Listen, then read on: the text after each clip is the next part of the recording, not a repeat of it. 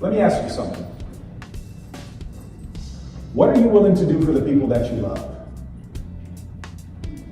Honestly, what are you willing to do for the people that you love?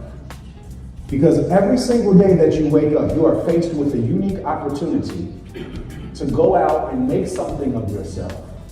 Produce something in the business that you own or the job that you have. Become a better you so that the people that you love have a better opportunity in life. At some point in time, you have to get tired of the status quo.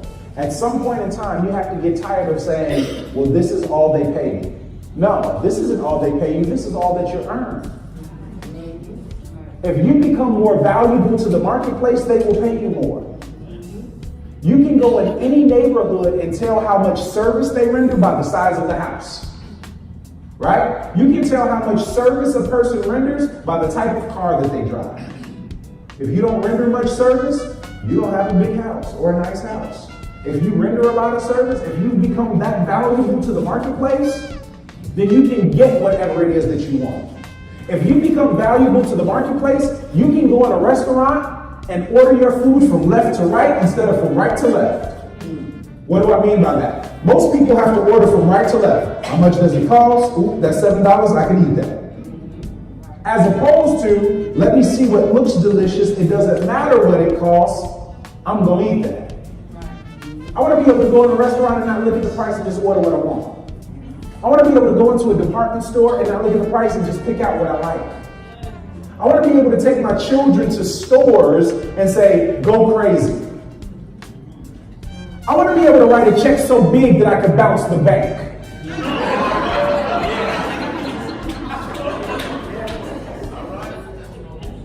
And as an entrepreneur, you have the ability to do that. Our country was founded on principles of entrepreneurship, right? It wasn't until the Industrial Revolution where they came and put up all these factories and they put the schools right next to the factories so that the kids were getting trained by the same bell, the same whistle that their father was working at. Go to school, do a repetitive task, eat lunch at this time so that you can get out of school, do a repetitive task and go to lunch at this time.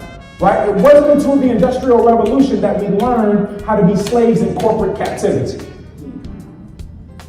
That we learned that we should trade value, our value is based on how we trade, what we trade our hours for. How many dollars are we willing to give our hours for?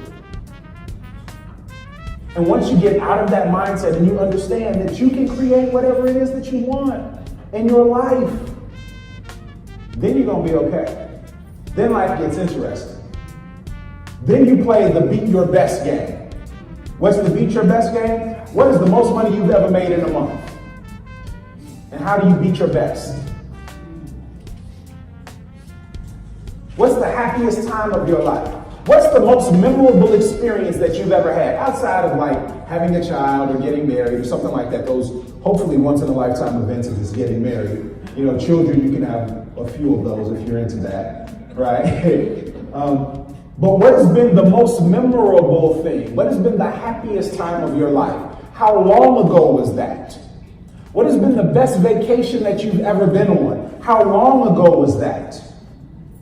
And if you're still telling stories from 10 years ago, you need to change something. If the best time of your life was 15 years ago, then you're doing something wrong. And I don't say that to offend you. I mean that to inspire you. Because life is about gradual progression, and hopefully we're getting better.